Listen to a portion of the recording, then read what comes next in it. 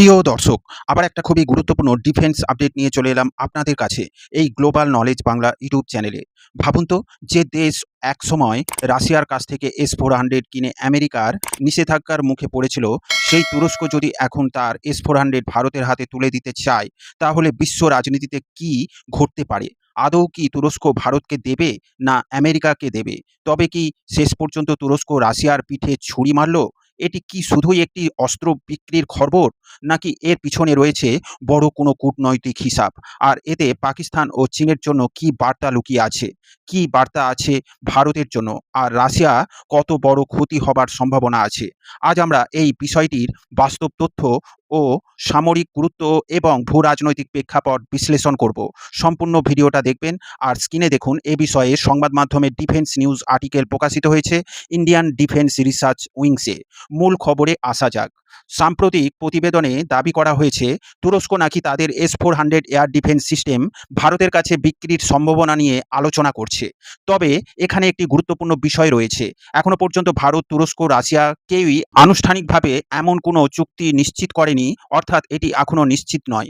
বিভিন্ন প্রতিরক্ষা মহলে আলোচনা ও বিশ্লেষণের বিষয় হিসেবে সামনে এসেছে। কেন তুরস্ক S-400 বিক্রি করতে পারে? 2017 সালে তুরস্ক রাশিয়ার কাছ থেকে S-400 কিনেছিল। এরপর যুক্তরাষ্ট্র কাটসা নিষেধাজ্ঞা আরোপ করে এবং তুরস্ককে S-35 কর্মসূচি থেকে বাদ দেয়। ফলে বহু বছর ধরে S-400 তুরস্কের জন্য রাজনৈতিক ও সামরিকভাবে একটি জটিল ইস্যু হয়ে রয়েছে। তবে এর পিছনে অনেক বিশেষজ্ঞ আমেরিকার চাল হিসেবে দেখছে। বিশেষজ্ঞদের মতে, যদি তুরস্ক এই সিস্টেম অন্য কোনো দেশে হস্তান্তর করতে পারে, তাহলে একদিকে কূটনৈতিক চাপ কিছুটা কমতে পারে, অন্যদিকে অর্থনৈতিক লাভও হতে পারে। ভারতের জন্য এর গুরুত্ব কী? ভারত ইতিমধ্যেই রাশিয়া থেকে একাধিক S-400 স্কোয়াড্রন গ্রহণ করেছে। ভারতের সমন্বিত বিমান প্রতিরক্ষা ব্যবস্থার সঙ্গে এগুলো ধীরে ধীরে সংযুক্ত করা হচ্ছে। যদি একই ধরনের আরেকটি S-400 ভারত পায়, তাহলে সীমান্তে অতিরিক্ত প্রতিরক্ষা স্তর তৈরি হতে পারে, গুরুত্বপূর্ণ সামরিক ঘাঁটি ও শহরের নিরাপত্তা বাড়তে পারে, বিদ্যমান অবকাঠামোর সঙ্গে সমন্বয় তুলনামূলক সহজ হতে পারে।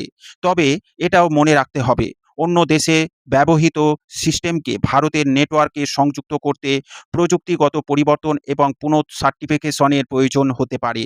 রাশিয়া কি চাইবে? এখানেই সবচেয়ে বড় প্রশ্ন। S-400 একটি অত্যন্ত উন্নত রুশ প্রতিরক্ষা ব্যবস্থা।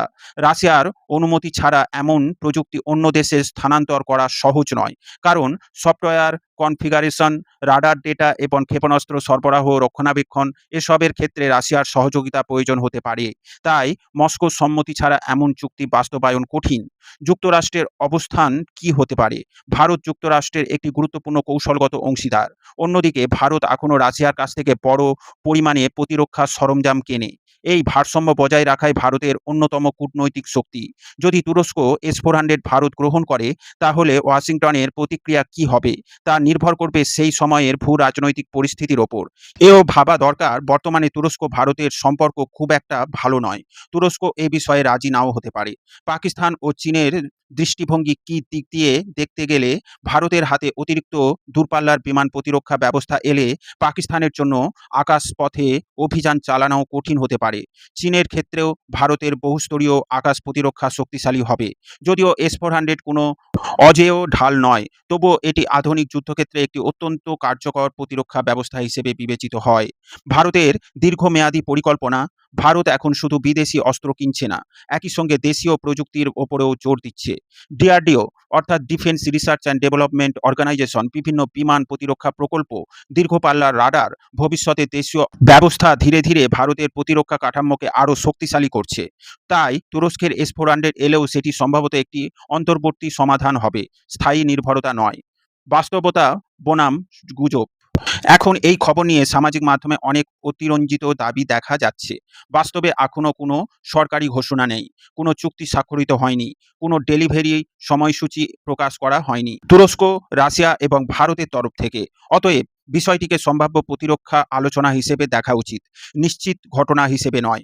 তুরস্কের S-400 ভারতের হাতে আসবে কিনা সেটি এখনও অনিশ্চিত। তবে এই আলোচনা প্রমাণ করে যে বর্তমান বিশ্বে অস্ত্র শুধু সামরিক শক্তির প্রতীক নয়, এটি কূটনীতি, অর্থনীতি এবং ভূ-রাজনীতিরও গুরুত্বপূর্ণ অংশ।